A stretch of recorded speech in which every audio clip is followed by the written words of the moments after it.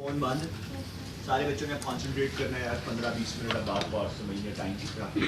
कौन सब रेडी हैं आप? Yes sir. बोला इधर ये यहाँ पे फोन रखो ना, मतलब माइंड ना करो। पेज 239 पे आ जाए सब बच्चे, यहाँ से रिकैप करते हैं। There are 4 types of shares. पहले टाइप का नाम है ऑर्डिनरी शेयर्स। ऑर्डिनरी में खास बात क्या थी?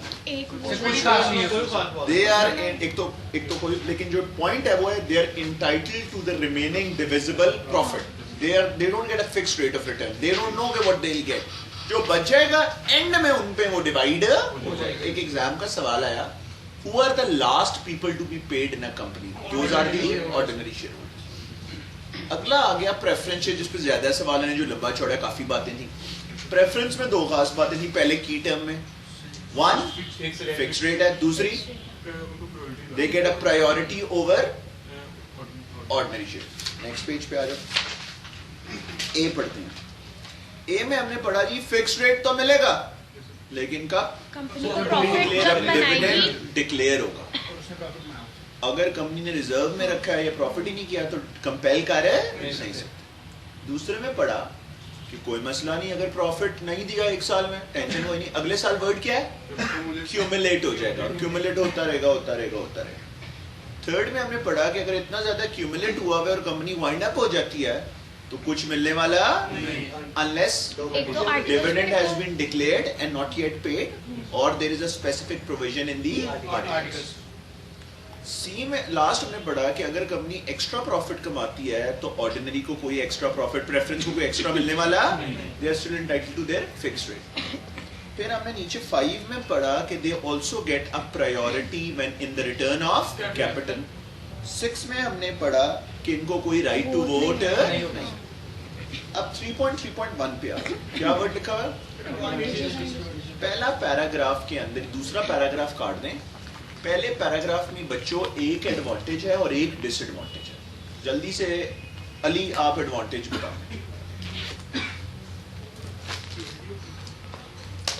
अली बताएं। सर इनको ग्रेटर सिक्योरिटी ऑफ इनकम होती है, इनको मिलना होता है।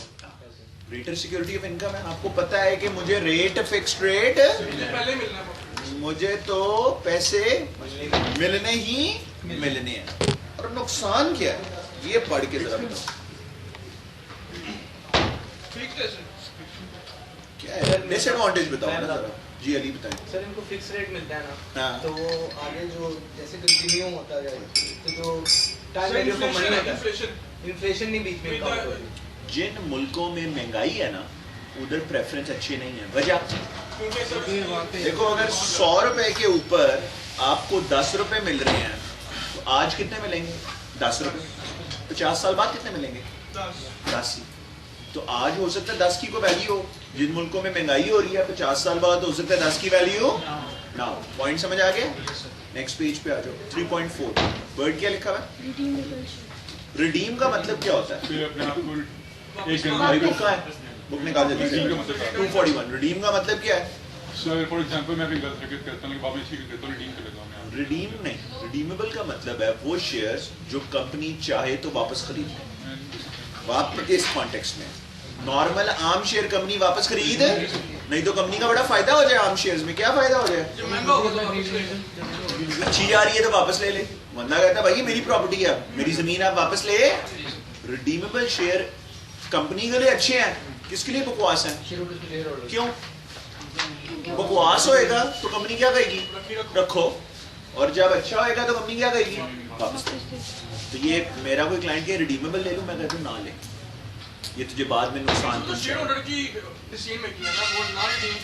नहीं। इसमें शेयर होल्डर की मर्जी नहीं है। रिडीमेबल अगर आपने खरीद लिया तो फिर मर्जी किसकी है? कंपनी की। इसलिए डिसएडवांटेज किसके लिए है? ये शेयर होल्डर। इसलिए ऑर्डिनरी ले लो, प्रेफरेंस ले लो, रिडीमेबल लेना अच्छी बात है। अब जरा सारे बच्चे ट्रेजरी शेयर पढ़ें और मुझे बताओ व्हाट डू यू अंडरस्टैंड। लेकिन सर अगर कंपनी शेयर रिडीम करेगी तो मार्केट प्राइस पे करेगी ना? कई दफा कंपनी नॉमिनल वैल्यू पे भी कर सकती है, कई दफा मार्केट पे भी कर सकती है, डिपेंड करता है शेयर में। वो हमारे कोर्स में नहीं। अब आपने सिंपल बताना है what is a treasury share. Mohit आप 241 पेज पे आए। 241 ट्रेजरी शेयर्स पढ़ लें बस आप। ये आपको यहाँ से नई बातें आपको समझ आएंगी। मुझे मार्कर पकाना है।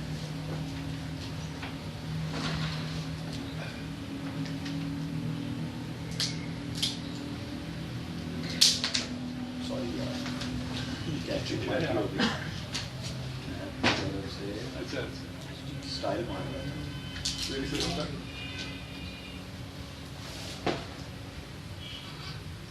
हाँ जी शान, मेरी सर्कस ना देख, ट्रेजरी शेयर बता।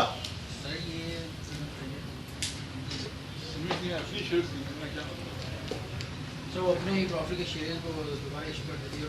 देखो ट्रेजरी में क्या होता है, कंपनी ने जो शेयर लोगों को बेच दिए मैं ना, वही कंपनी वापस खरीद लेती है, रिडीमेबल नहीं है।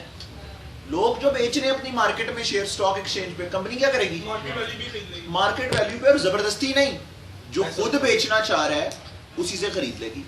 इससे कंपनी के बकाया शेयर होल्डर्स को क्या फायदा होगा? सर उनके पास ज्यादा शेयर्स आ जाएंगे, वो शेयर्स खरीदने की वो मिल जाएगी। रिमेनिंग डिविजिबल प्रॉफिट जब होगा तो अब डिवाइड कितने में होगा? कम लोगों में। जब कम लोगों में डिवाइड होगा, एक सेकंड, कम लोगों में जब डिवाइड होगा तो बाकी लोगों को क्या होएगा? ज्यादा प्रॉफिट मिलेगा। लेकिन सर जब वो अपने एक बात सुनो, हम लोग 15 शेयर होल्डर्स हैं, कंपनी 1500 रुपया कमाती है और डिवाइड कितने में होगा? 15। हम सबको 100 रुपया मिलता है। अब 5 हम में से शेयर्स बेचना चाहते हैं, कंपनी के पास सरप्लस पैसे कंपनी को दे के उनसे खरीद लेती है, तो बाकी जो 10 रह जाएंगे उनको क्या फायदा होगा? प्रॉफिट तो कंपनी 1500 ही कमा रही है, तो सेल, लेकिन अब प्रॉफिट कितने में डिवाइड होगा? 10 में। कंपनी क्या करती है, वो जो शेयर्स लेती है उनको एक अलग अकाउंट में डाल देती है, उस अकाउंट का नाम है ट्रेजरी अकाउंट। जब तक कंपनी वो शेयर्स ट्रेजरी अकाउंट में रखती है, ना उस पर कोई वोट आता है, ना उसको कोई डिविडेंड मिलता है उस शेयर के ऊपर। फिर जब कंपनी को पैसों की दोबारा जरूरत पड़ जाती है तो कंपनी वो शेयर मार्केट में आसानी से बेच देती है, और शेयर फ्लोट करने की बड़ी लंबी रिक्वायरमेंट्स, लेकिन इनको फ्लोट करने में, दोबारा बेचने में कोई टेक्निकल रिक्वायरमेंट्स, और ऐसे शेयर्स को क्या कहते हैं? Treasury shares. बस इतनी सी बात है। Recap, there are 4 types of shares, ordinary, reference, redeemable and treasury. Concept पढ़ लेना, आएगा ये कॉन्सेप्ट वाले आप आराम से टिक कर लोगे, यार ये ट्रेजरी है, सवाल बहुत आसान आएगा। वो बाकी सारे इरिडीमेबल भी होते हैं जो हमने अभी पढ़े थे। अब आपने एक नया टॉपिक को कॉन्सेंट्रेट करो। 3.5.1, पहले मैं एक बात बता दूं मोहित के लिए भी और बाकी बच्चों के लिए। मोहित के लिए खासतौर पर इसको लास्ट क्लास ने अटेंड की थी, और ये बहुत ही ट्रिकी टॉपिक अब हम पढ़ने लगे हैं। समझ आ जाएगा तो आपको भी तो बहुत ही आसान बात है, लेकिन मैं कहूँ ना 5 मिनट लगा के बुक पढ़ के मुझे बताओ खुद क्या समझ आया, तो कुछ पल्ले पड़ने वाला नहीं। इस वजह से या पहले एक दफा सारे बच्चे क्या करें, 3.5.1 फास्ट फॉरवर्ड पढ़ो, ई टर्म पढ़ो, नीचे वाली कहानियां पढ़ो, टेक अबाउट 5 मिनट्स, और फिर मैं देखता हूँ कौन लायक बच्चा मुझे बता सके। एक नजर मारो पहले खुद, फिर दुनिया के बेस्ट टीचर से तुम लोग समझो कि क्या बात है, और खुद ही जिसको समझ आ गया फिर तुम लोग बहुत बेवकूफो क्लास में आ गए हो।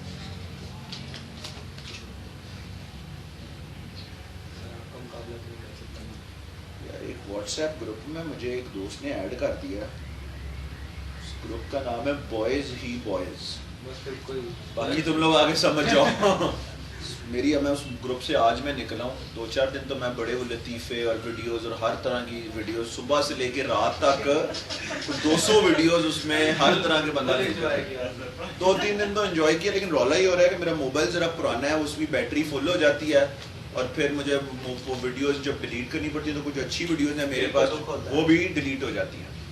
तो इस वजह से मैंने उस बॉयज ही बॉयज से ला ताल्लुकी इख्तियार कर लिया। तो वो सेटिंग में ऑप्शन होता है वीडियो डाउनलोड नहीं होती वो करे तो मुझे पहले बताता।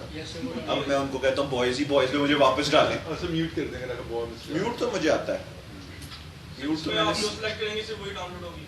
अच्छा वो कहाँ सेटिंग्स में है? मोबाइल पर गाने खोलनी है। चलो जी मेरा ख्याल है मैं गिव अप कर देते हैं, तुम लोगों को नहीं समझ आएगा, मैं Yes, sir. इसको फिर समझाता हूँ तो फिर ही तुम लोगों को बात समझ आएगी। पहले अब बुक पढ़ना। अच्छा पाकिस्तानियों का एक बड़ा मसला है। क्या मसला है? जो काम कहो ना उससे उल्टा करना। अभी मैं शान को कह रहा था कि पढ़ ले, तो शान इधर उधर, अब जब क्या बात सुनो तो शान ने कहा मैं जरा पहले पढ़ लूँ जल्दी से। पता नहीं कि अभी मैं मौका दूंगा, बुक तुम लोगों के पास है, जितना मर्जी पढ़ना, ट्रिक समझ लो और फिर कोशिश करना एग्जाम तक ट्रिक ना भूले। क्लास राइट्स क्या होते हैं पहले ये समझो। ऑर्डिनरी शेयर्स के अलावा आपके पास कोई स्पेशल पावर्स आपको मिले तो उसको क्या कहते हैं? Class rights. जब आपको क्या मिले? कोई स्पेशल पावर्स अगर आपको दी जाएं तो उसको क्या कहते हैं? Class rights. फॉर एग्जाम्पल मैं कहूं कि ये जो 2 बच्चे आगे बैठे हुए हैं ना, इनका 1 शेयर और 10 वोट है, और हमारे कितने हैं? ये 2 क्या बन जाएंगे? एक अलग क्लास, और इस क्लास का राइट क्या है? Extra vote 10 vote. ये इनकी पावर है स्पेशल। मैं कहूँ जी जो इधर वाले 4 बच्चे हैं ना, ये प्रेफरेंस शेयर होल्डर्स हैं, इनको 10% फिक्स रेट ऑफ डिविडेंड मिलेगा। तो इनका क्लास राइट क्या है? 10% मिलेगा। ये इनका राइट है। समझ आई? जब एक कंपनी में कुछ स्पेशल बातें किसी को दी जाती हैं तो उस ग्रुप को लहदा बना दिया जाता है, और उस ग्रुप को कहते हैं लहदा क्लास है वो, और जो उस ग्रुप के स्पेशल पावर्स होती हैं उनको क्या कहते हैं? Class rights. इस पे सवाल नहीं आना, ये तो वैसे समझने की बात है। सवाल क्या है? हेडिंग पढ़ो आप। Variation of rights. ये बड़ी आसान अब हेडिंग होगी। What does variation of class rights mean? different rights. जो उस क्लास को राइट्स में ले हुए हैं उनको चेंज करना। सो जब मैं कहूं यार एक शेयर है और उसको 10% फिक्स रेट ऑफ डिविडेंड है, हम 10% से उसको 5% कर देते हैं, तो ये क्या है? इसको क्या कहेंगे? Variation of class rights. ये बात समझ आ गई है? जब किसी क्लास के राइट्स को हम कम करेंगे तो उसको क्या कहते हैं? Variation of class rights. अब सवाल है क्लास राइट्स वेरी कैसे होते हैं? एक सिंपल आंसर है, by passing A special resolution. What is a special resolution? 75% लोग जब कह देना कोई काम कर लो तो उसको क्या कहते हैं? Special resolution. लेकिन अब एक और ट्रिक है। आम तौर पे 75% जब हम बात करते हैं तो वोट कौन करता है? सारी कंपनी, सब कहेंगे हम 15 बंदों के मिला के 75 होने चाहिए। लेकिन जब क्लास राइट्स वेरिएशन का सवाल आएगा ना, तो 75% ही चाहिए, लेकिन उसी क्लास के, बाकी लोग वोट नहीं करेंगे। एक मिनट रुको, पहले बात सुनता है, सारे सवालों के जवाब देता हूं। इस वजह से कानून कहता है क्लास राइट्स वेरी करना is an extremely difficult procedure, it's a virtually impossible procedure. क्यों? क्यों? कम लोगों के उन्होंने हम तो चाहेंगे कि इनके राइट्स कम कर दो। ये क्यों अपने राइट्स कम करेंगे? वो तो ज्यादा करते रहेंगे। वो तो ज्यादा की इजाजत नहीं है, इसमें कम ही कर सकते। ज्यादा तो पूरी कंपनी पैसे लगेगी, कम ही कर सकते।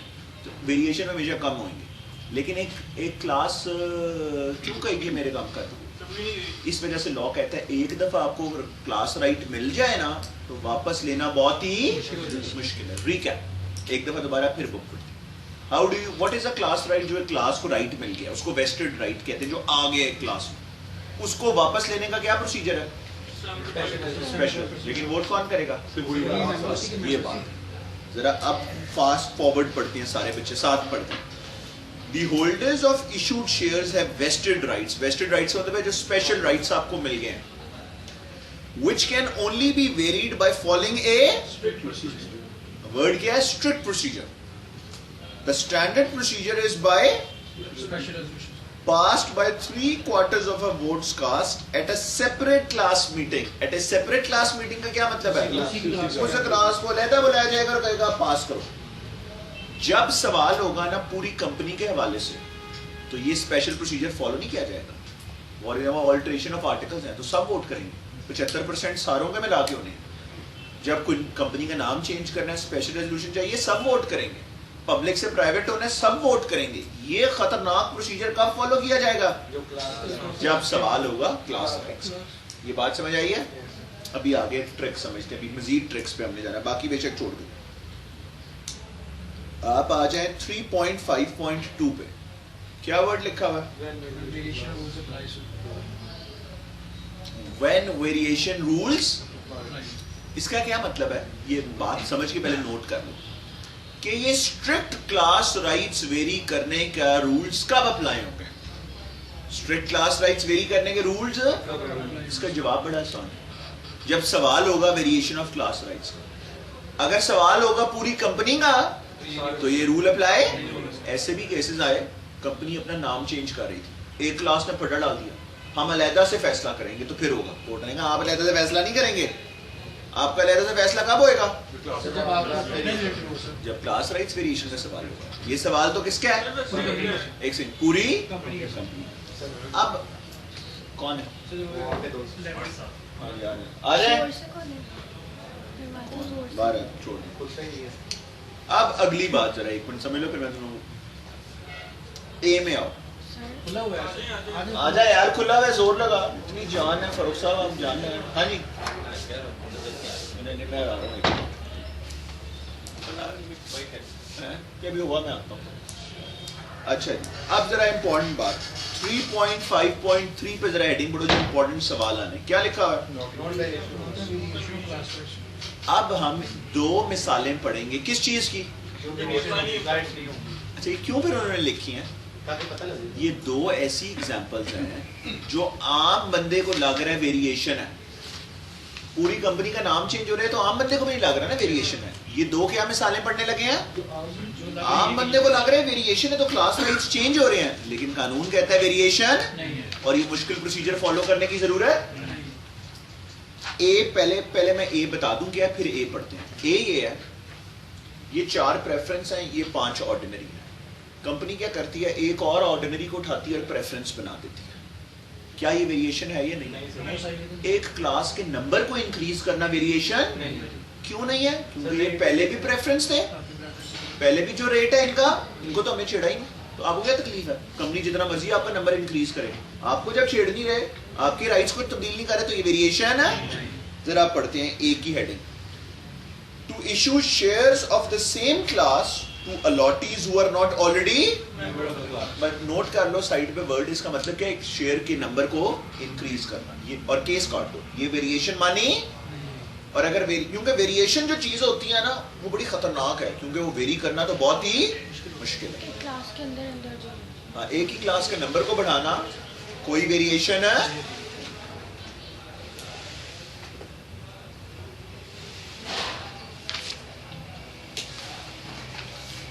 लेकिन असल ये नहीं है।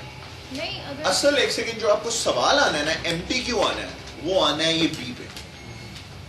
अच्छा, अब पहले रिदा आपका क्या क्वेश्चन था? मेरा था कि ऑर्डिनरी शेयर्स जो है शेयर होल्डर, उनकी क्लास को अगर हम कहते हैं कि आपको जैसे उनका ये है कि उनको एक शेयर होल्डर को एक वोट का राइट है, तो हम उनको कह देते हैं कि आपके 10 वोट्स का राइट है, तो वो होगा ना? वो तो है, लेकिन इनकी तो राइट्स वेरी, आपके राइट्स वेरी हुए हैं। नहीं, आपको ऑर्डिनरी से प्रेफरेंस, हाँ, ऑर्डिनरी और प्रेफरेंस अलग अलग। हाँ, ऑर्डिनरी को प्रेफरेंस मतलब ऑर्डिनरी वाले को तो मसला पड़ा है, हाँ। लेकिन प्रेफरेंस वाले को तो ऑलरेडी जो प्रेफरेंस है उनको तो कोई इशू नहीं है। सर, अगर क्लास राइट्स पे नंबर डिक्रीज करना हो मेंबर्स को, वो तो वेरिएशन है ना। आप किसी को प्रेफरेंस या ऑर्डिनरी कैसे बना सकते हैं उससे पूछे बगैर? लेकिन आप कोई और बंदे को लाके बिठाते हो और आपको कोई पूछ ही नहीं रहा, तो आप क्यों कह रहे मेरी वेरिएशन है? आपको तो कोई छेड़ा। अब ये पॉइंट, इस पे सवाल है ना, सवाल ज्यादा MTQ जो आना है, समझो पुराना नहीं भी, डजंट मैटर, वो इसको समझो।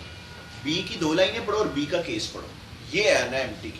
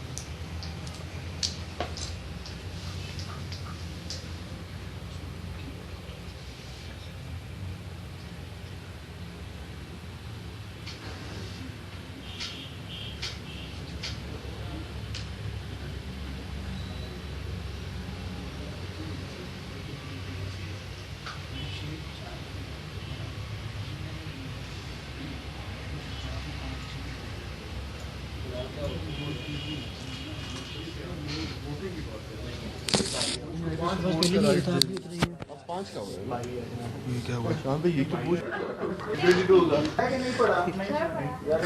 लेकिन समझ नहीं आई क्योंकि बेस्ट टीचर नहीं था क्लास में। आपको आइए, आप बताएं थोड़ा सा। बताऊं? नहीं, आप बताएं ना। चलो। सर समझ तो आप चाहिए होंगे ना। ये समझ तो बात मैं नहीं है, गया। मुझे वाकई समझ आई है। सबसे तो बात की है। फिर मैं ना समझा, वो लतीफ़ा सुना मैं तुम लोगों ने, फिर मैं ना समझा। वो एक बंदा होता है ना, तो उसको इतनी आसानी से बात समझ नहीं आती। तुम लोग अली टाइप होता है वो। सो एक अली टाइप ना, अली तो खैर बहुत अच्छा आदमी है और बॉडी बिल्डर है। एक गांव में ना एक मरासी होता है,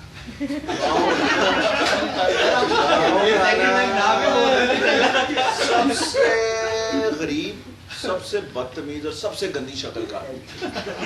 वो क्या करता है, एक दिन हिम्मत करता है और जो गांव का सबसे बड़ा चौधरी होता है ना, और उसकी सबसे खूबसूरत बेटी होती है, उसका हाथ मांगने ना अपना फैमिली फोन लेके ढोल बजाते हुए चौधरी के घर चला जाएगा। चौधरी साहब मुझे अपनी बेटी का रिश्ता दे दें। चौधरी साहब सिर्फ इस बात से इतना ऑफेंड होते हैं कि इस मरासी की कमीन की इतनी औकात, इसने रिश्ता तो बाद में करेंगे, इसने मेरी बेटी का हाथ मांग लिया। वो अपने गार्ड्स को, गार्ड्स इधर आओ, इसको फंडो। वो पूरे खानदान को फंडते हैं, कपड़े वाला कहता है इनको मेरे घोड़े के साथ बांधो और पूरे पिंड के अंदर इनको चक्कर लगवाओ। वो चक्कर लगवाता है, आके कुट शुट खा के वो बैठा होता है मरासी, तो कहता है चौधरी साहब फिर मैं रिश्ते तो ना समझा। इतनी आसानी से उसे समझ है, फिर ये मुहावरा समझ मान गया हुआ है, किसी को बहुत आसानी से समझ ना आए तो कहते हैं फिर मैं ना समझा।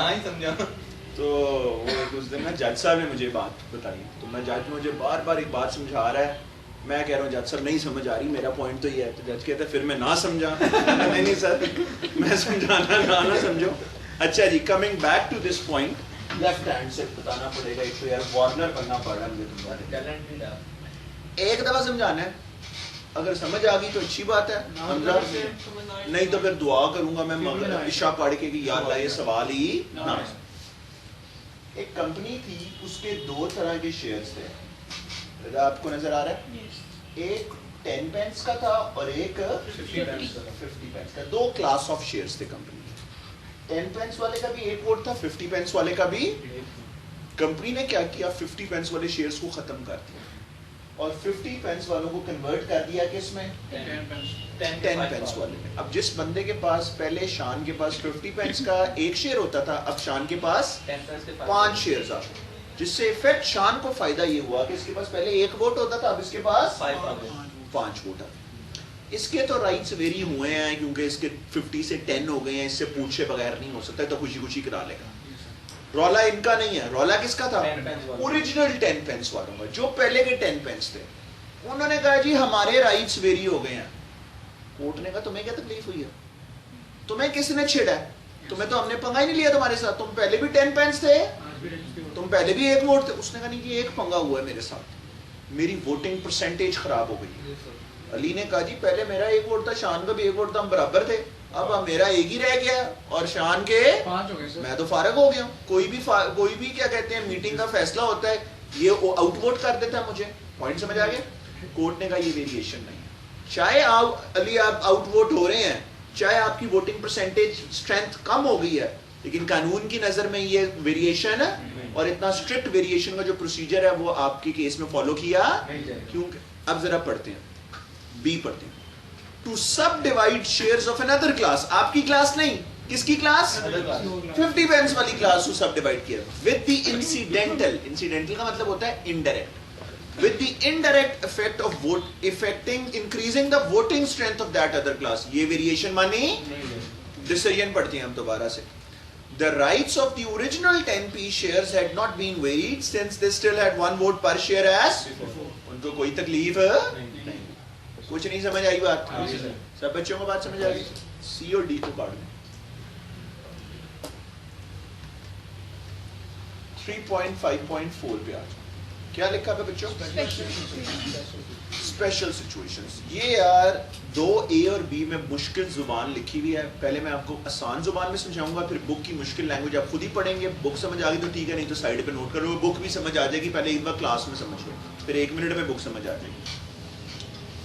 लॉ ये कहता है, हमजा एक बार बात समझ लो फिर बुक पढ़ता है, फिर तुम्हें दोबारा नहीं मैंने बताना।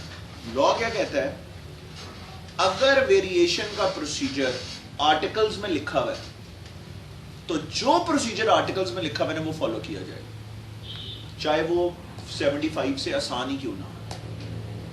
अगर वेरिएशन का प्रोसीजर कहां डिफाइंड है, तो जो आर्टिकल्स ने आपने लिखा है, आप कहते हैं जी 5% से भी हो सकता है तो हो जाएगा, लेकिन अगर आर्टिकल्स में कोई प्रोसीजर नहीं लिखा हुआ तो जो स्टैंडर्ड प्रोसीजर है वो क्या है, और 75 में वोट कौन करेगा, 75 भी और वही क्लास। ये सिंपल सी बात है। ए और बी में यही बात बताई है, जरा पढ़ लें इनका, फिर एक बार दोबारा बताता हूँ।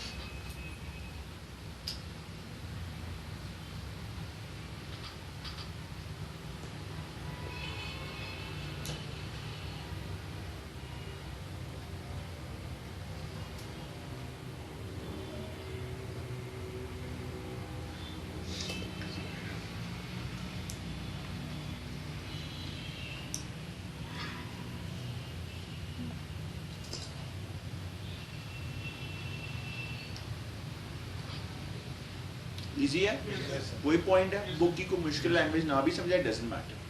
3.5.5 पे आओ, हेडिंग बस बुक वाले ने बेवकूफ़ी मारी, this could have been stated in a much easier language, क्योंकि पूरी दुनिया के लिए अंग्रेज़ों ने अपने लिए किताब बनाई, उनके लिए मेक इजी। इसलिए हमारा काम क्लास में क्या है, मुश्किल लैंग्वेज को आसान लफ्जों में समझ लेना, फिर सवाल आएगा आराम से ऑप्शन होगी, टिक मार लो, टिक बंदा पिक कर। अब 3.5.5 पे आओ, क्या लिखा है, अनफेयर प्रेजुडिस का मतलब है बोना फाइडी का ऑपोजिट।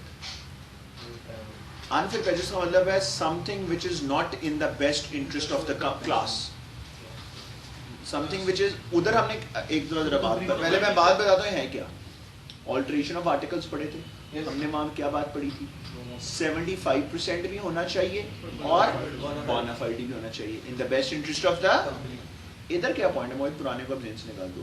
लॉ ये कहता है एक क्लास की वेरिएशन के लिए पहला प्रोसीजर क्या है, 75 हो। किसके 75 हो, फिर उन 75 ने एक और बात भी बतानी है कि उन 75 ने जो फैसला किया है वो उस क्लास के इंटरेस्ट में किया है कि अपने जाती मुफाद में कर लिया।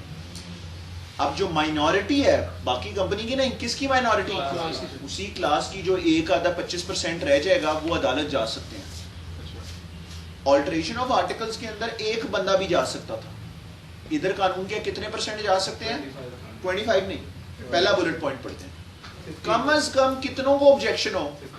अगर आपको याद होगा हमने वहां पे एक केस पढ़ा था, माइनॉरिटी 98 थी, माइनॉरिटी 2 थी, याद है, वो 2 भी चले गए, इधर 2 नहीं जा सकते।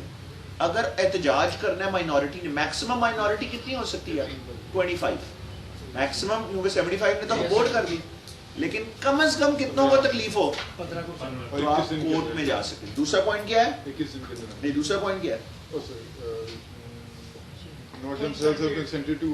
जब वेरिएशन की वोटिंग हो रही थी तो उन्होंने क्या किया था, वेरिएशन के खिलाफ वोट दिया था। ये नहीं कि खुद उस वक्त हक में दे दी और आपने जी हमारे से ज्यादती होगी, उस वक्त भी एहतजाज कर रहे थे। नहीं समझ आया शान आपके पॉइंट। और थर्ड पॉइंट क्या, कितने दिन में जाना है, सो ये 2 नंबर का आसान सवाल आएगा, 1 and 3 वो मैच कर। सेकंड पॉइंट ये है, हम आप 4 लोग हो एक क्लास, आप वेरिएशन की सवाल होता है, आप हक में वोट दे देते हो कि वेरिएशन कर दें। अब आप बाद में कहते हो नहीं मुझे नहीं पसंद आ रहा, मैं इसके खिलाफ अदालत जाना चाहता हूँ। अदालत कहती है जब आप ये देखा जाएगा जो खिलाफ आ रहे हैं अदालत में, उन्होंने उस वक्त भी क्या किया था, खिलाफ ही वोट दिया था, उस वक्त कंसेंट विच इज लॉजिकल। अच्छा जी नेक्स्ट पेज, नेक्स्ट पेज पे आ जाओ, 3.6 पे आ जाओ। क्या वर्ड लिखा हुआ, ये डिटेल्स नीचे पढ़ने की जरूरत नहीं है, सिर्फ ये बात लिख लो कि ये एक डॉक्यूमेंट है जो हम पहले पढ़ चुके हैं। कहाँ पर, this is one of the documents that we submit at the time of registration. जब कंपनी रजिस्टर करा रहे होते हैं तो 6 डॉक्यूमेंट्स जमा होते हैं। जरा आओ वो पेज पे आओ, जरा पीछे ढूंढो, जरा वो पेज नंबर बताओ, 200 का पेज नंबर 199 205 पे आए, जरा 5वां डॉक्यूमेंट देखें, ठीक है जी। तो बस ये आपको याद आ जाएगा, ये क्या डॉक्यूमेंट है, is a document that we submit at the time of.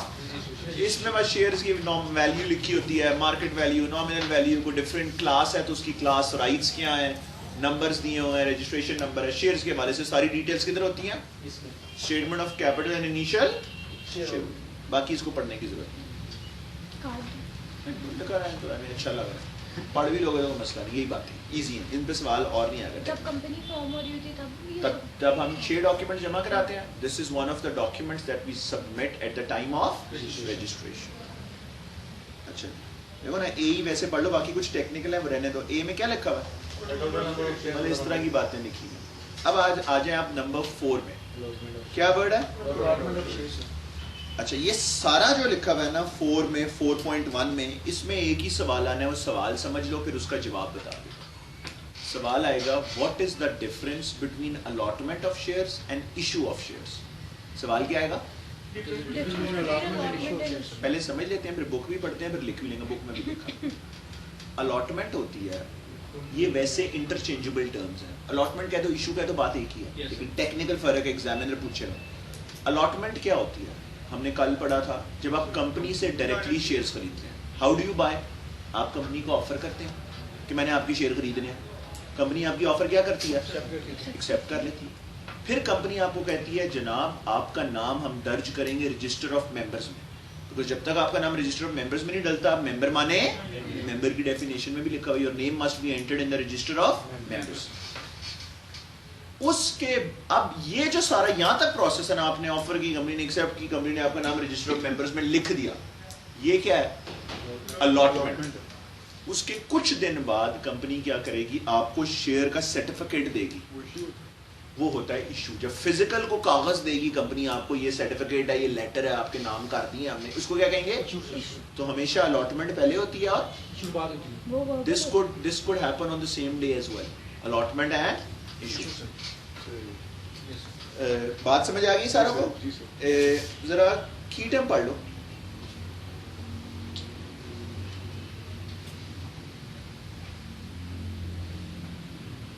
की टर्म पढ़ो और ए छोड़ के ना नीचे बी पढ़ लो जरा, एक सेकंड यार।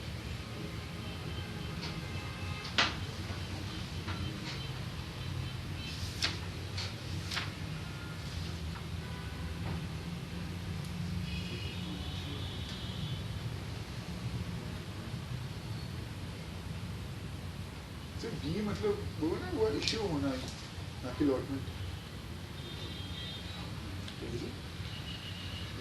हाँ, allotment. Oh, sorry, shit. Let's put it on. Issue of share now defined.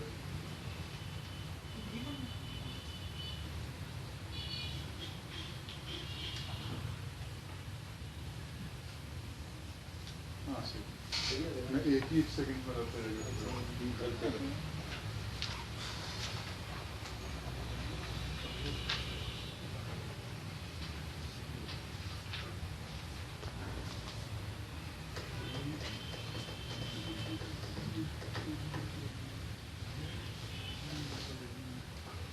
जी हाँ, पढ़ लिया? Yes, sir.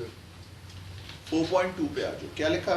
पब्लिक कंपनी ने शेयर्स अलॉट करने हैं तो उसके 3 तरीके हैं, सिर्फ 3 नाम रट्टा लगाने हैं और पढ़ना नहीं है। Number 1 is, number 2 is, number 3 is.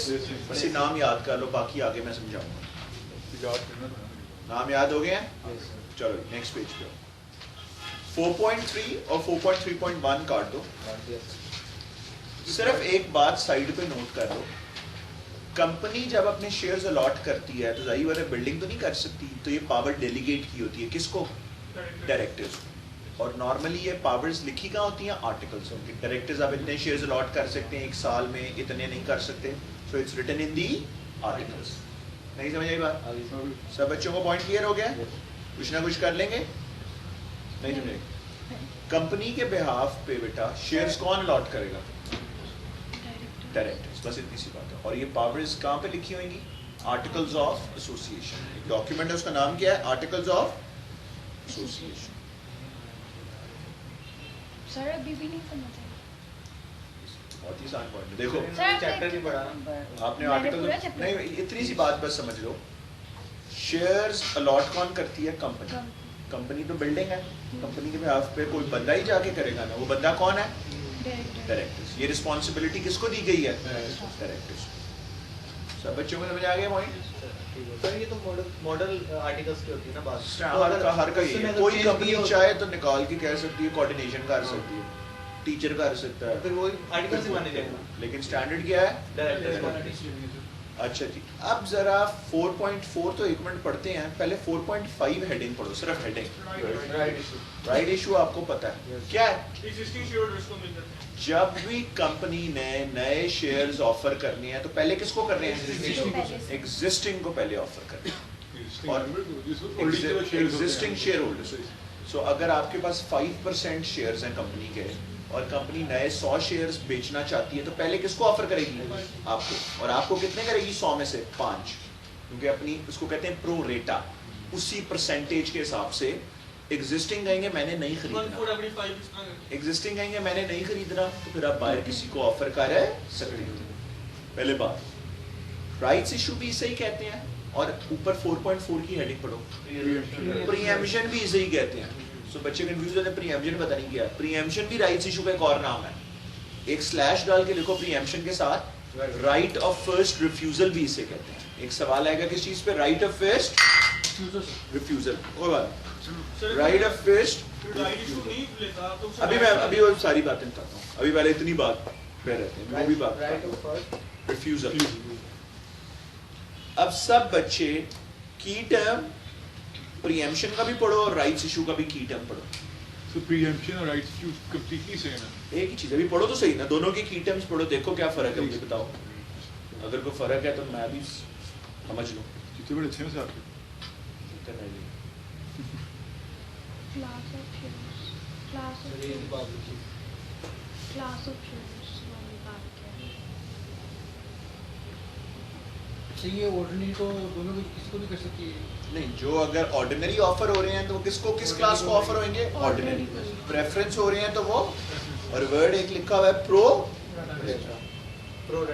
अच्छा, अब जो बात हमजा कर रहा था 4.5 में आए, 21 डेज एक लिखा हुआ है। जब एग्जिस्टिंग को ऑफर होंगे ना तो एग्जिस्टिंग के पास कितने दिन है? 21 दिन है कि वो फैसला कर ले। और अगर 21 दिन तक शेयर होल्डर जवाब ही नहीं देता तो प्रिजम्पशन क्या है कि आपने रिफ्यूज कर दिया और कंपनी चाहे तो आगे किसी को बेच सकती है। बस इतनी सी बात है। अब एक और बात बताता हूँ, हमने पहले भी पढ़ा था पब्लिक और प्राइवेट में, जब मैं आपको डिफरेंसेस पढ़ा रहा था। 4.5.1 पे हो क्या लिखा हुआ है? ये प्रीएम्पशन वाइज का जो रूल है ना, ये प्राइवेट कंपनी चाहे तो एक्सक्लूड कर सकती है, खत्म कर सकती है कि हम नहीं ऑफर करेंगे। प्राइवेट चाहे, पब्लिक चाहे भी तो रिफ्यूज। ये बात है, नहीं समझ आई बात? 4.5.2 काट दो सारे, सारे काट दो। बस कर देना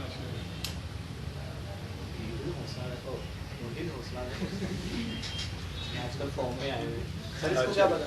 अभी ठंडा हुआ ना आजकल। चलो थोड़ा सा पढ़ लेते हैं फिर छुट्टी कराते हैं, फिर आगे सर चैप्टर मुकाए चलो अभी 5 मिनट और पढ़ते हैं। हाँ वाकई सर, हमको जरूरत पड़ा ही हुआ है। ठीक है, पढ़ाएंगे। एक ही पेज है ना बस। अभी अभी आते हैं 4.6 पे आ जाओ, रोला ना डालो। समझ नहीं आएगी। वर्ड क्या लिखा हुआ है? तू करना कर, तो ये दुआ बस कर के तू पहली अटेम्प्ट में निकला। जब भी देर आए 2930 की आ रही है, तब तक हो जाएगा फिर। 29 और आज क्या तारीख है? 15 दिन है, बहुत है। हो जाएगा, तो ना पुरानी तैयारी सबको बचा करवा लो। लें फिर। 4.6 पे आ जाओ। वर्ड क्या लिखा हुआ है यार? बस तू पहले 4.6 पे पहुंच। क्या लिखा हुआ है? अच्छा जी, बोनस इशू किसको ऑफर होते हैं पहले ये बताओ? एग्जिस्टिंग को। और कंपनी उनसे कितने पैसे लेती है? कंपनी कहती है कोई पैसे जमा कराने की जरूरत, हम अपनी तरफ से पैसे जमा करा रहे हैं। जरा पढ़ते हैं बोनस इशू, ये लाइन रट्टा लगा लो, is the capitalisation of the reserves of a by. आगे से समझ लो, आगे से खुद ही पढ़ो, समझ आएगा, पढ़ो आराम से।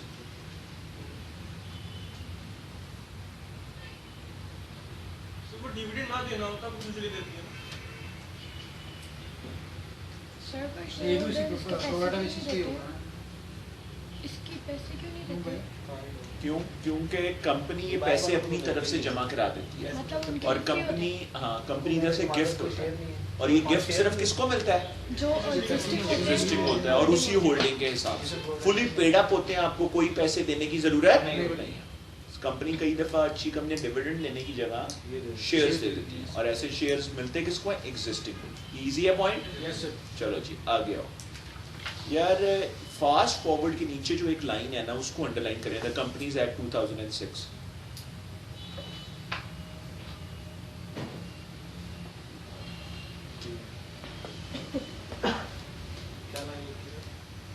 Companies Act states that every company has a Nominal value may not allocate a मेरा एवरी शेयर discount से शुरू हो रहा to that. and may not be allotted at a Discount. इसका क्या मतलब है? नॉमिनल वैल्यू से नीचे नहीं आता नॉमिनल वैल्यू क्या होती है? So, अगर एक शेयर है ना 10 रुपए का, पहले एक बात समझ लो, कंपनी ये कह सकती है कि 2 रुपए अभी दे दो, 8 रुपए अगले महीने दे देना। इसको कहते हैं पार्टली पे। ये डिस्काउंट है। जब हम इंस्टॉलमेंट्स पे गाड़ी लेते हैं तो हम ये तो नहीं कहते हमें डिस्काउंट मिल गया, 10 लाख की गाड़ी 2 लाख की मिल गई, बैंक को बाकी पैसे देने हैं। डिस्काउंट क्या होता है? 10 रुपए का शेयर है, 2 रुपए का ले जाओ, बाकी देना ही ना, that is called a. Company ये कर है और कंपनी को चाहे भी ना करना, कानून इसकी इजाजत ही नहीं देता। पहले तो ये बात समझ आ गई। केस काट दें, सर वैसे राइट इशू तो यूजुअली डिस्काउंट पे होती है फुली पैसिव कैश पे करना होता है, 1 रुपया भी डिस्काउंट नहीं होता। लेकिन वो नॉमिनल वैल्यू से दे ही नहीं सकते। नॉमिनल मार्केट वैल्यू से नीचे हो सकता है, नॉमिनल वैल्यू से नीचे कभी भी हो नहीं सकता। अब आए कंसिडरेशन फॉर शेयर्स। ये जो हमने अभी रूल पढ़ा है ना, इस रूल की 4 पॉइंट्स हैं, 1 2 3 4 रख लो। ये जो डिस्काउंट वाला पॉइंट है ना, इसके ऊपर 4 पॉइंट्स हैं। 4 पॉइंट्स पढ़ा के छुट्टी करानी है, बाकी मैं कल कराऊंगा। नहीं सर चैप्टर थक गया। नहीं दो पे अच्छा जी, चुप कर जाओ। ये 4 अब आ जाओ, पहले ये पॉइंट समझो। पहला वर्ड क्या लिखा हुआ है? Partially paid shares. पहले ये आगे डिटेल्स नहीं पढ़, सिर्फ समझ के आगे लिख लो। लॉ कहता है पार्टली पेड शेयर इशू करना कोई डिस्काउंट नहीं। इसको डिस्काउंट समझा? What is a partly paid? Sir 10 रुपए का शेयर 5 रुपए का ले जाओ, 5 ही दे दो 5 रुपए अगले साल दे देना, ये कोई डिस्काउंट तो? अगला नंबर 2 पॉइंट पढ़ो, क्या लिखा है? अंडरराइटिंग आगे नहीं डिटेल्स पढ़नी। वर्ड अंडरराइटिंग फी समझो कहते हैं कमीशन को। कंपनी 10 रुपए का शेयर बेचती है, 1 रुपया कमीशन कंपनी को पे करनी पड़ जाती है, खर्चा लग जाता है कंपनी का। तो 10 रुपए का शेयर बेचा, 1 रुपया खर्चा लग गया, तो अकाउंट में कितने पैसे आए? 9 रुपए सर ये डिस्काउंट समझा? नहीं जाता। वो शेयर तो कितने का बेचा था?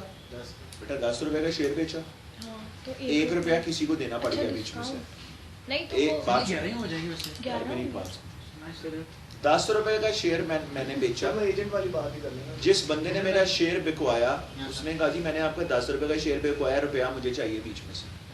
तो मुझे मेरे अकाउंट में 11 रुपए कैसे आए? सर आप 11 देगी 1 रुपया वो खाएगा 11 क्यों तेरे देते? मैंने सर, मुंह पे एक चुड़ैल मार दिया। कंपनी देगी इतने तुम लोग चले हो, कंपनी सर है बस इसके बाद मैं नहीं आगे पढ़ाता। तुम लोगों की ना मेमोरी अब खत्म हो चुकी है, सर अब मैं और नहीं पढ़ाना। तुम लोगों के दिमाग ठीक है। यार अभी मैं बताता हूँ आसान पॉइंट, एक बार समझते हैं, रिलैक्स हो जाओ। पहले बात समझ लेते हैं। मैं हूँ कंपनी, यस सर आप खरीद रहे हैं। अच्छा सर कंपनी को कह रहा है कि मैंने चुप कर जा। मैं हूँ कंपनी, खरीद कौन रहा है? शान। मैं खरीद रहा हूँ सर मैं अली को कहता हूँ अली तुम मेरे कंपनी के एजेंट बन के शान को बिकवा के आओ। आपने शेयर कितने का खरीदा? सर मैंने 10 रुपए का। अली ने जब 10 रुपए ला के मुझे दिए तो अली ने कहा सर मैंने आपका 10 रुपए का शेयर बिकवाया, शान ने तो 10 ही दिए, अब मुझे 1 रुपया बीच में से जो 10 आपको मिले हैं उसमें से 1 मुझे ये चाहिए। आपसे लेगा मैं अपने रेफरेंस मेरे से लेगा, आपसे क्यों लेगा कमीशन? ये लेगा कंपनी से कमीशन, कंपनी ने ड्यूटी लगाई इसकी। तो जो कंपनी के अकाउंट में इवेंचुअल पैसे आए उसको क्या आए? 9 रुपए 9 रुपए। जो 1 रुपया पे करना पड़ गया उसको कहते हैं अंडरराइटिंग फी। जो अंडरराइटिंग फी अगर कंपनी पे कर ले और कंपनी के अकाउंट में इवेंचुअली कम पैसे आए तो कानून इसको डिस्काउंट वजह क्यों नहीं मानेगा? क्योंकि कंपनी ने तो 10 का ही शेयर बेचा। नहीं समझ आई बात? पहले बढ़ गया? सब बच्चों को आ गई है? चलो जी 3rd पॉइंट पढ़े। वर्ड क्या लिखा? ये आगे नहीं बढ़ना, अभी हमने पढ़ लिया है पॉइंट। ये पॉइंट क्या है यार कि कंपनी जब बोनस इशू करती है तो 1 रुपया भी नहीं लेती, डिस्काउंट किया रुपया भी नहीं लेती। कंपनी तो गिफ्ट दे देती है, लेकिन वो सारे पैसे खुद जमा करा देती है, अपने तरफ से जमा करा देती है। उसको क्या कहते हैं? Bonus issue. तो इसको डिस्काउंट समझा नहीं जाएगा। जब कंपनी अपने शेयर होल्डर्स को बोनस शेयर्स देती है तो कहती है को पैसे दो, अगर पैसे नहीं लेने तो फिर बोनस किस चीज का? और लेकिन कानून इसकी इजाजत देता है, इसको डिस्काउंट नहीं कहते। 4था पॉइंट पढ़ते। मनी इज वर्थ के आगे देखो बोल्ड हुआ एक वर्ड लिखा हुआ है, 2nd line 3rd line. Law ये कहता है 99.999% जब हम देखते हैं ना शेयर्स बिकते हैं तो कैसे बिकते हैं? पैसे से। लेकिन जरूरी नहीं। कानून कहता है आप मनीज वर्थ भी दे सकते हैं। मनीज वर्थ के क्या मतलब है?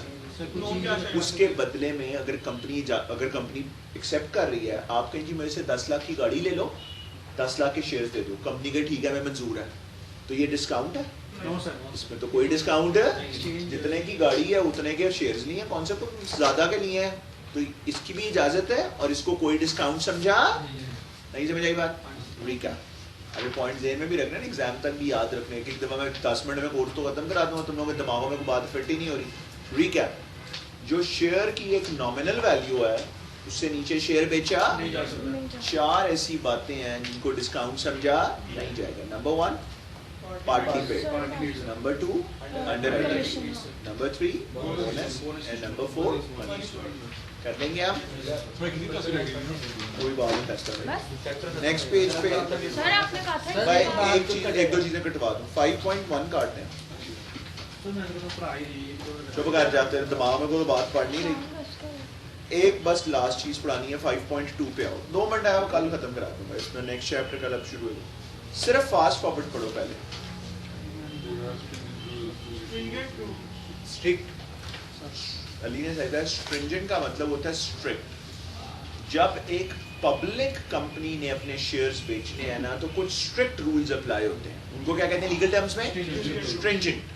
जो प्राइवेट कंपनीज पे अप्लाई। अब एक पास्ट पेपर का सवाल है, ये सवाल का बस जवाब दे दो यार। एक कंपनी है जिसके शेयर की नॉमिनल वैल्यू है 1 रुपया और मार्केट वैल्यू है 5 रुपए। क्या है?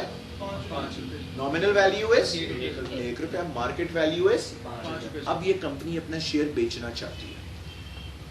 ए पढ़े, ए के कानून के मुताबिक मिनिमम कितने पैसे लेने हैं इस कंपनी ने? 1/4 यार मुझे नहीं पता, पहले पढ़ के मुझे जवाब दो। यार एक से मोड़ इसको पीएन को बुला, इसको कह दी पानी गिर गई थी, मुझे वो पानी दे दो। वो नहीं, वो ले आता पीता रह रहा। आप जवाब दे मुझे। क्या बुला दूं? ये हमको गिरा के ना पानी ला दो। सर 0.25। यार 0.25 कोई नहीं होता, मुझे एक फिगर बताओ कितने रुपए? 25 पैसे आप कह रही हैं? चला दें 25 पैसे के। पढ़ो सारे बच्चे, ये गलत है आंसर, आगे चलो। So 2.25. गलत है, जब तक सही जवाब नहीं ना आएगा मैंने सर जो एक्स्ट्रा यार, प्रीमियम होगा ना उसके लग गया। नॉमिनल वैल्यू से ऊपर कितने होंगे आएगा। उसका और 4 रुपए का क्वार्टर आएगा सर। नॉमिनल 4.25 5.2। नॉमिनल 1 है हाँ, और ऑल क्या? हाँ, गाड़ी। प्रीमियम क्या? और उसका 4 1.25 हो गया ना सर। 1.25 बकवासें तुम लोग की बांध हो गई हैं। 4.25 पेड़े तुम लोग मुंह पे पढ़नी चाहिए। असदुल्ला तुझे तो ऑप्शन ही नहीं आ रही, तो अभी ना जमा कराई, पहले पढ़ ली अच्छी तरह। अभी बहुत अर्ली है तेरे लिए पेपर देना है, ना फारो होके आ जाना। अच्छा जी, पॉइंट क्या लिखा हुआ है जरा बात समझते हैं। The company must at the time of allotment receive at least 1/4 of the nominal value. What is the nominal value? 1. What is the nominal value? 1 रुपया है इसका। Yes sir. 1 रुपए का 1/4 कितना हुआ? 0.25। यहाँ पे खत्म हो गया सवाल के आगे भी कुछ लिखा हुआ आगे भी लिखा हुआ sir. Of the share and the whole of any premium. क्या होता है? शेयर और नॉमिनल। तो प्रीमियम पे कोई डिस्काउंट नहीं दे सकते। तो आंसर क्या बना? एक बच्चे ने इस तरह बताया, बाकी तुम लोग सारे ने लाए को 4.25। सर ये भी सही बोल दिया। सही बोल दिया। तो क्या बकवास कर रहा था? समझ आइए बात? नहीं सर, ये दोबारा समझा अच्छा चलो, अगर बोला था तो ठीक है, एक दफा दोबारा समझते हैं और उसके बाद भी ना समझा तो मैंने तुम लोग की टांगें तोड़ देनी। शान इसका जवाब देगा, किसी ने इसको नहीं बताना। अगर किसी ने इसको बताया तो उसके दांत आज हाथों में जाएंगे, मुंह में नहीं जाएंगे। सर मैं बताता हूँ। पहले मैं एक सवाल तो चेंज कर ये कौन सा नॉमिनल वैल्यू? सर ये बी क्या होता है? सर ये 3 है। nominal value is 3 and market value is 15। Sir मैं बताता हूँ। 5 नहीं, एक मुझे ना बता, तेरे पास 2 मिनट है, तू सोच और उसके बाद अपने पूरी क्लास को कल तू जूस पिलाएगा अगर इस सवाल का जवाब हुआ गलत। कोशिश करो, अल्लाह करे ये गलत दे और तुमने उसको गलत ऑप्शन 12 रुपये पे जितना पैसे सर। वही Yes, बात है। बिल्कुल सही, सही बताया? बिल्कुल सही बताया। 12.75 ही होएगा क्योंकि हाँ कैसे इसका होएगा? इसका क्वार्टर जो है वो 3 का 1 क्वार्टर कितना बना? 7.75 ना 0.75 और नॉमिनल और वो क्या होता है पैसों में बताइए 12.75 75 पैसा बन गया। सर मैं लेकिन रीजन हो गया 12.75 कैसे है? मार्केट बारह कहाँ से आ वैल्यू गया? में से नॉमिनल बारह वैल्यू कहाँ से आ गया? सर उसमें टीचर की रूल एग्जैक्टली फीलिंग किसी कहते नहीं नॉमिनल और मार्केट वैल्यू में जो फर्क होता है वो प्रीमियम है। नॉमिनल 3 है और मार्केट में 15 में बिक रहा है तो प्रीमियम किसे कहेंगे? 12 रुपए को। बड़ा आसान है यार तुम लोग। अल्लाह किधर मैं फंस गया उन लाइनों के अंदर। समझ आया कि नहीं? असदुल्ला आपको नहीं समझ आया? दोबारा बता देता हूँ। चलो जी असदुल्ला अब इस सवाल का जवाब देगा। इसको हमने 150 कर दिया, इसको हमने 30 कर दिया। असदुल्ला बताएं सर 120 प्रीमियम हो जाएगा और इसका जो 25% 30 का सर कितना होगा? 30 का 25 25% हो जाएगा 75 7.5 बन जाता है। तो ये हो जाएगा सर 127.5 यस सर इसी बात है। सर हम दोनों को जूस बनता है जूस सर तो इनको बुलाया अब पीना है। नो सर पियन को मैंने 3-4 गिलास पानी पिलाए हुए हैं, 2 गिलास मैंने भी पानी पी लिए हैं। सर मेरे बात रखनी है।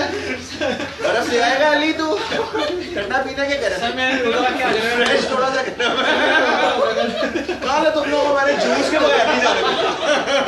भाई मेरे से भी वही पूछा था मुझे तू बोल जूस के बगैर नहीं तू जाएगा। नो सर जब तक चलो जी आज बंद कर दो बस। सर आप अटेंडेंस नहीं लगाते? आप पास हैं टेंशन ले सही बात है सही कह रहे हैं